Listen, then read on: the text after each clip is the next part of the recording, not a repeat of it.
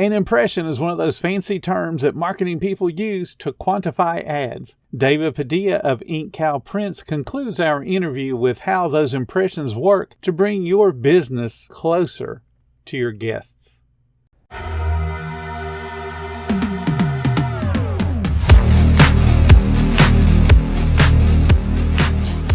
Welcome to the 10-Minute Food Truck Training Podcast. My name is Bill Moore. I am a food truck business coach, author of 5 food truck vending books, including Food Truck 101 and Food Truck 201. This podcast is all about helping you start and grow your food truck business. Today's podcast is sponsored by Table Needs. And if you're looking for a game changer for your food truck business, look no further than Table Needs. It is the ultimate package, a killer point of sale system, QR code menu ordering, KDS, and automated sales tax. Plus, they offer business services like marketing and bookkeeping. They're not only just another vendor, they're a business partner. Check them out at tableneeds.com or find them on Facebook. So let's just talk just real briefly about the brand new owner. And you talked about the things that they needed to do as far as creating a plan and being visually consistent, invest in the brand assets. So let's talk about those brand assets. If somebody's on a shoestring budget, what would be the order of those brand assets? What should they do first? Getting the digital assets first. That's going to be first and foremost. Getting your quality logo. You want to get your logo and you want to get your high resolution copies of it. The vector is ideal. And if you don't know what those things are, I do have a guide on my website on the homepage under what is branding. And I actually have a PDF on that describes what these assets, digital assets are. Right. And there's a download link, and in the end, there's a checklist. So you can go down the list and just check off and see what you have. And it's real helpful just to keep yourself organized. It's also got a list of free resources. So if you want to do it DIY, some of these things you could. So there's like online designers and stuff to generate ideas for your business. This is assuming you're on a shoestring budget. Right. Then I would say you need to put this branding on your truck somehow. That's going to be your logo. So you can do that through a decal or through a menu. If you could just get a large enough menu, you can attach it to your menu. That's what you need to do first. Once you have that. You guys are able to print menus too, correct? To put on as a decal? Okay.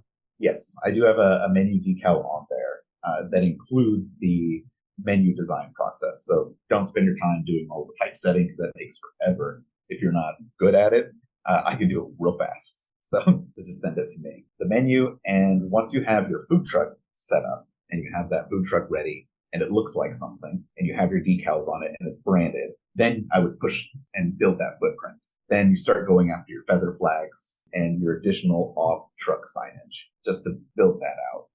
Once you have that, I would go into maybe branding your items specifically. So you get into your labels, custom cups, custom bags, that sort of thing. Those are great for events. If you're in one place, it's probably less important. But if you're at an event, it's real helpful. That, again, builds that footprint, builds that even larger. It's also good for catering too. Yes. If you're catering a group of 200 people, ideally within that 200 people you're catering for, some of them are going to want catering as well. So if they got that branding to remind them that, your business is the one that provided the food and they're impressed by the food, now they've got that, connection to be able to reconnect with you and, place that subsequent catering order. It can be really helpful if you're doing online orders and you're getting like stuff like Uber Eats. And those sort of things. And being able to brand your food that way is helpful because it's real nice whenever I see there's this place here. I order them from them maybe every other week. They're a Taiwanese street food place. And, I see it there at my doorstep, with their little sticker on it. And so, right. And it's like, it does build, that is one opportunity for you to build an impression for your audience. Absolutely. And to consider those impressions, because the more you do, the closer you are to your customer. Like, absolutely. And every single one of those, if you take care of them, that is how you build your regulars. Just the constant reminder and the constant impressions. I'm sure everybody here has heard like, oh, use social media to advertise your business, but it's based off of impressions.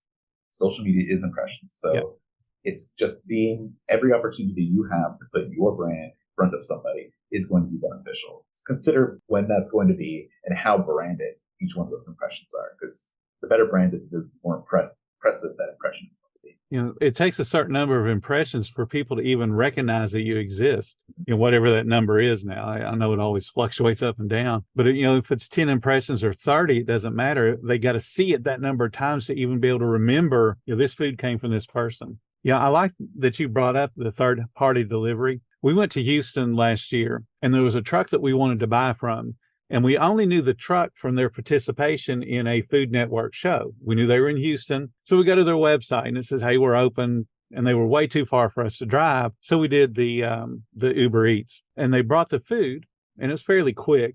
The food was decent for having traveled, whatever the distance was. But they had no branding anywhere at all. I mean, as in it was generic bags, generic clamshells, generic wraps, and that was it. So at the point that we get the food, it could have came from anybody.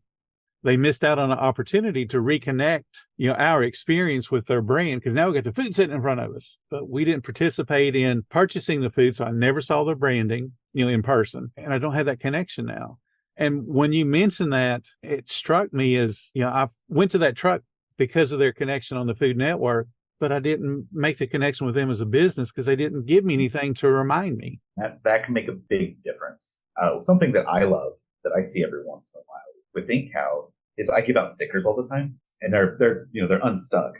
So I don't have packaging in the same sense. But it's great when I bump into these people again and they go, hey, and I'll see like there's my sticker on their water bottle or something. Right. And it's like, this is fantastic. That, like, you can't have anything better than someone putting your brand on their stuff.